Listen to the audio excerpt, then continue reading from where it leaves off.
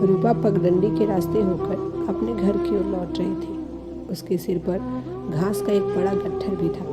उसके पैरों की पायल की छन छन दूर खड़े बिरजू के कानों में गूंजी तो वह पेड़ की छाया छोड़ उस पगडंडी को देखने लगा। रूपा को पास आता देख बिरजू के दिल की धड़कनें तेज हो गई और उसका दिल उससे मिलने को मचलने लगा। जब रूपा उसके पास आई तो वह चट्टान की तरह उसके रास्ते में आकर खड़ा हो गया। बिरजू, हट मेरे सामने से, गाय को चारा देना है।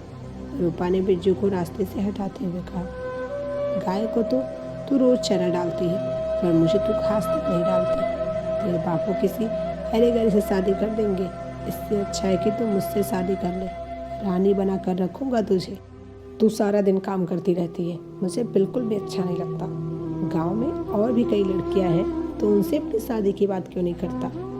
तू इतना भी नहीं समझती, मैं तो तुझसे प्यार करता हूँ, फिर और किसी से अपनी शादी की बात क्यों करूँ? ये प्यार वार की बातें छोड़ो और मेरे रास्ते से हट जाओ, वरना घास का गट्ठर तुम्हारे ऊपर फेंक दूंगी। इतना सुनते ही बिरजू एक तरफ हो लिया और रूपा अपने रास्ते पर चली। शाम को जब सुमेर सिंह की हवेली से रामदीन अपने घर लौट रहा था तो वह अपने होश में नहीं था। गांव वालों ने रूपा को बताया कि उसका बापू नहर के पास शराब के नशे में चूर पड़ा है। इसने तो मेरा जीना हराम कर दिया है, मैं अभी इसे ठीक करती हूँ। रूपा की माँ बड़बड़ाते हुए गई और थोड़ी देर में रामदीन को घर लाकर टूटी फूटी चारपाई पर पटक दिया और पास में ही चटाई बिछाकर सो गई। सुबह होते ही रूपा की माँ रामदीन पर भड़क उठी, रोज शराब के नशे में चूर रहते हो, सारा दिन सुमेर सिंह की मजदूरी करते हो और शाम होते ही शराब में डूब जाते हो, आखिर यह सब कब तक चलता रहेगा? रूपा भी सयानी होती जा रही है, उसकी भी कोई चिंता है कि नहीं? रामदीन चुपचाप उसकी बातें सुन रहा था, फिर मुंह फेर कर लेट गया। रामदीन कई महीनों से सुमेर सिंह के पास मजदूरी का काम करता था। खेतों की रखवाली करना और बाग बगीचों में पानी देना उसका रोज का काम था। दरअसल कुछ महीने पहले रामदीन का छोटा बेटा निमोनिया का शिकार हो गया था। पूरा शरीर पीला पड़ चुका था। गरीबी और तंगहाली के चलते वह उसका सही इलाज नहीं करा पा रहा था। एक दिन उसके छोटे बेटे को दौरा पड़ा तो रामदीन फौरन उसे अस्पताल ले गया। डॉक्टर ने उससे कहा कि बच्चे के शरीर में खून और पानी की कमी हो गई है, इसका तुरंत इलाज कराना होगा। इसमें 10,000 रुपये तक का खर्चा आ सकता है। किसी तरह उसे अस्पताल में भर्ती कराकर रामदीन पैसे जुटाने में लग गया। पास पड़ोस से मदद मांगी पर किसी ने उसकी मदद नहीं की। आखिरकार वह सुमेर सिंह के पास पहुंचा और उससे मदद मांगी। हुजूर, मेरा बेटा बहुत बीमार है, उसे निमोनिया हो गया है, मुझे अभी 10,000 रुपये की ज़रूरत है। मैं मजदूरी करके आपकी पाई पाई चुका दूंगा, बस आप मुझे अभी रुपए दे दीजिए। मैं तुम्हें अभी रुपए दिए देता हूँ, लेकिन अगर समय पर नहीं लौटा सके तो मजदूरी की एक फूटी कौड़ी भी नहीं दूंगा। बोलो, मंजूर है? हाँ हुजूर, मुझे सब मंजूर है। अपने बच्चे की जान की खातिर उसने सब कुछ कबूल कर लिया। पहले तो रामदीन कभी कभार ही अपनी थकावट दूर करने के लिए शराब पीता था, लेकिन सुमेर सिंह उसे रोज शराब के अड्डे पर ले जाता था और उसे मुफ्त में शराब पिलाता था। लेकिन अब तो शराब पीना एक आदत सी बन गई थी। शराब तो उसे मुफ्त में मिल जाती थी, लेकिन उसकी मेहनत के पैसे सुमेर सिंह हजम कर जाता था। इससे उसके घर में गरीबी और तंगहाली भी बढ़ती गई। रामदीन शराब के नशे में यह भी भूल जाता कि उसके ऊपर कितनी जिम्मेदारियां हैं। दिन पर दिन उस पर कर्ज भी बढ़ता जा रहा था।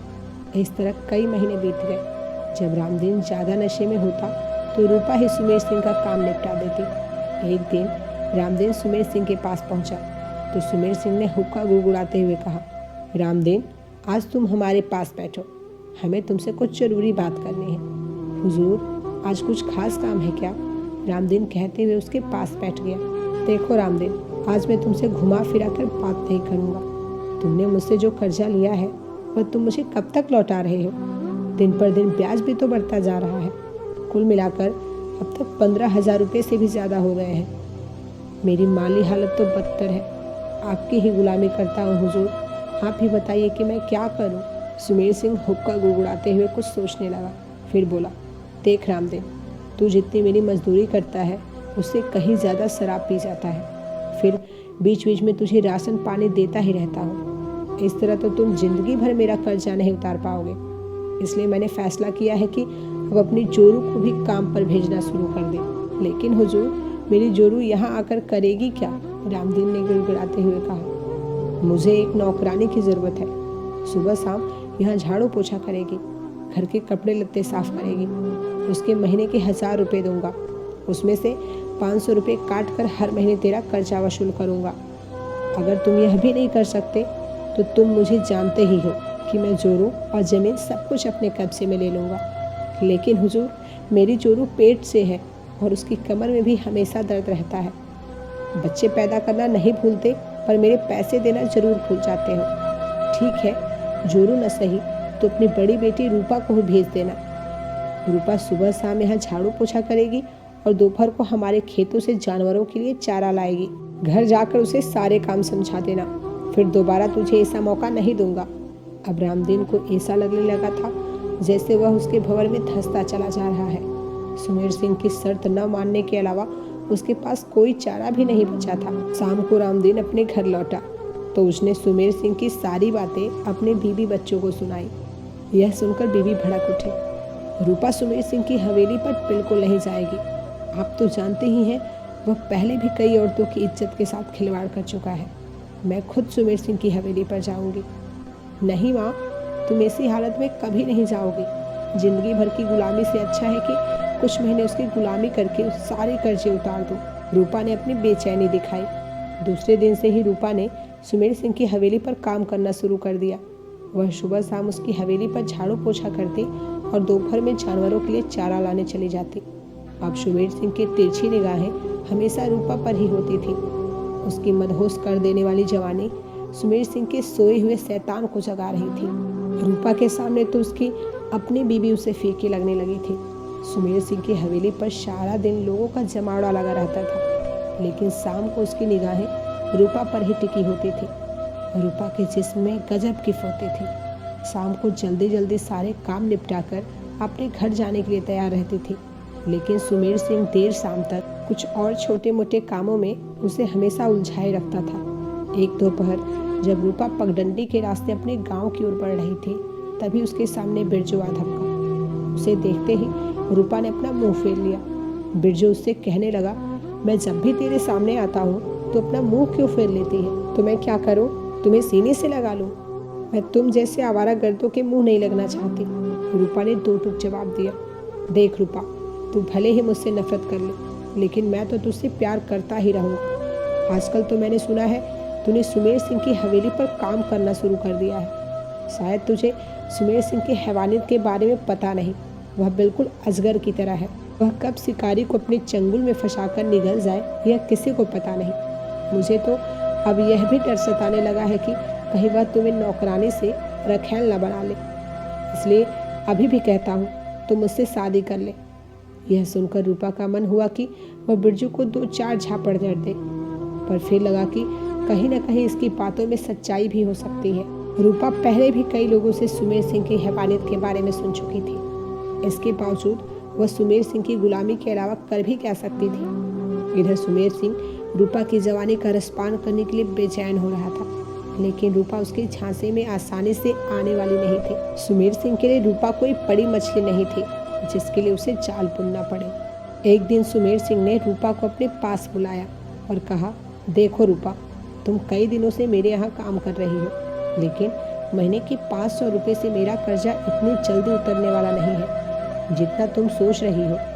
इसमें तो कई साल लग सकते हैं। मेरे पास एक सुझाव है, तुम अगर चाहो तो कुछ ही दिनों में मेरा सारा कर्जा उतार सकती हो। तेरी उम्र अभी पढ़ने लिखने और कुछ करने की है, मेरी गुलामी करने की नहीं। सुमेर सिंह के शब्दों में जैसे एक मीठा जहर था। मैं आपकी बात समझी नहीं। रूपा ने सवालिया नज़रों से उसे देखा। सुमेर सिंह की निगाहें रूपा के जिस्म को भेदने लगी। फिर वह कुछ सोच कर बोला, मैं तुमसे घुमा फिरा कर बात नहीं करूँगा। तुम्हें आज ही एक सौदा करना होगा। अगर तुम्हें मेरा सौदा मंजूर होगा तो मैं तुम्हारे सारे कर्जे माफ़ कर दूंगा, और इतना ही नहीं, तेरी शादी तक का खर्चा मैं ही दूंगा। रूपा बोली, मुझे क्या सौदा करना होगा? बस तू कुछ दिनों तक अपनी जवानी का रसपान मुझे करा दे। अगर तुमने मेरी इच्छा पूरी की तो मैं भी अपना वादा जरूर निभाऊंगा। सुमेर सिंह के तीखे शब्दों ने जैसे रूपा के जिस्म में आग लगा दी थी। आपको मेरी साथ ऐसी गंदी बातें करते हुए शर्म नहीं आई? रूपा गुस्से में आते हुए बोली, शर्म की बातें छोड़ और मेरा कहा मान ले। तू क्या समझती है तेरा बापू तेरी शादी धूमधाम से कर पाएगा? कतई नहीं, क्योंकि तेरी शादी के लिए वह मुझसे ही उधार लेगा। इस बार तो मैं तेरे पूरे परिवार को गुलाम बनाऊंगा। अगर ब्याह के बाद तू मदद के लिए दोबारा मेरे पास आई भी तो मैं तुझे रखैल तक नहीं बनाऊंगा। अच्छी तरह सोच ले, मैं तुझे इस बारे में सोचने के लिए कुछ दिन की मोहलत भी देता हूँ। अगर इसके बावजूद भी तूने मेरी बात नहीं मानी तो मुझे दूसरा रास्ता भी अपनाना आता है। सुमेर सिंह की कही गई हर बात रूपा के जिस्म में कांटों की तरह चुभती चली गई। सुमेर सिंह की नीयत का आभास तो उसे पहले से ही था, लेकिन वह इतना बदमाश भी हो सकता है यह उसे बिल्कुल नहीं पता था। रूपा को अब बिरजू की बातें याद आने लगी। अब उसके मन में बिरजू के लिए कोई शिकायत नहीं थी। रूपा ने यह बात किसी को बताना ठीक नहीं समझा। रात को तो वह बिल्कुल सो नहीं पाई। सारी रात अपने वजूद के बारे में ही वह सोचती रही। रूपा को सुमेर सिंह की बातों पर तनिक भी भरोसा नहीं था। उसे इस बात की ज़्यादा चिंता होने लगी थी कि अगर अपना तन उसे सौंप भी दिया तो क्या वह भी अपना वादा पूरा करेगा। अगर ऐसा नहीं हुआ तो अपना सब कुछ गंवा कर भी बदनामी के अलावा उसे कुछ नहीं मिलेगा। इधर सुमेर सिंह भी रूपा की जवानी का रसपान करने के लिए उतावला हो रहा था। उसे तो बस रूपा की हाँ का इंतजार था। धीरे धीरे वक्त गुजर रहा था, लेकिन रूपा ने उसे अब तक कोई संकेत नहीं दिया था।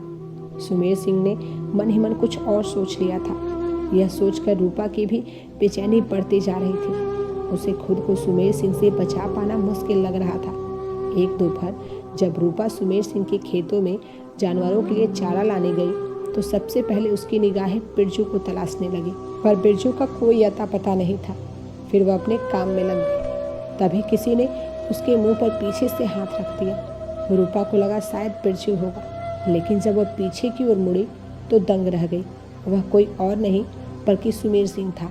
उसकी आंखों में वासना की भूख नजर आ रही थी। तभी सुमेर सिंह ने रूपा को अपनी मजबूत बाहों में जकड़ते हुए कहा, आज तुझे मुझसे कोई बचाने वाला नहीं है। अब तेरा इंतजार भी करना बेकार है। मैं तो बस आज रात आपके पास आने ही वाली थी। अभी आप मुझे छोड़ दीजिए, वरना मैं शोर मचाऊंगी। रूपा ने उसके चुंगल से छूटने की नाकाम कोशिश की, पर सुमेर सिंह के हौसले बुलंद थे। उसने रूपा की एक न सुनी और घास की झाड़ी में उसे पूरी तरह से दबोच लिया।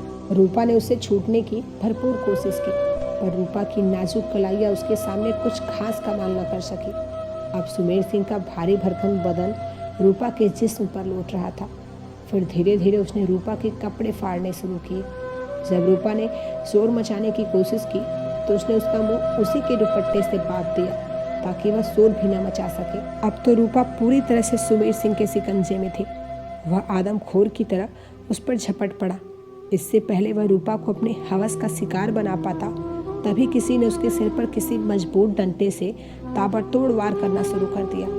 कुछ ही देर में वह ढेर हो गया और रूपा ने जब गौर से देखा तो वह कोई और नहीं बल्कि बिरजू था। तभी वह उठ खड़ी हुई और बिरजू से लिपट गई। उसकी आंखों में एक जीत नजर आ रही थी। बिरजू ने उसे हौसला दिया और कहा, तुम्हें अब डरने की कोई ज़रूरत नहीं है। मैं इसी तरह तेरी हिफाजत जिंदगी भर करता रहूँगा। रूपा ने बिरजू का हाथ थाम लिया और अपने गांव की ओर चल दी।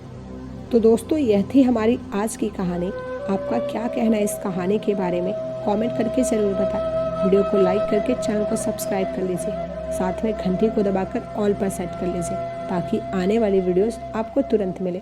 मिलते हैं एक और नए वीडियो में, तब तक के लिए धन्यवाद।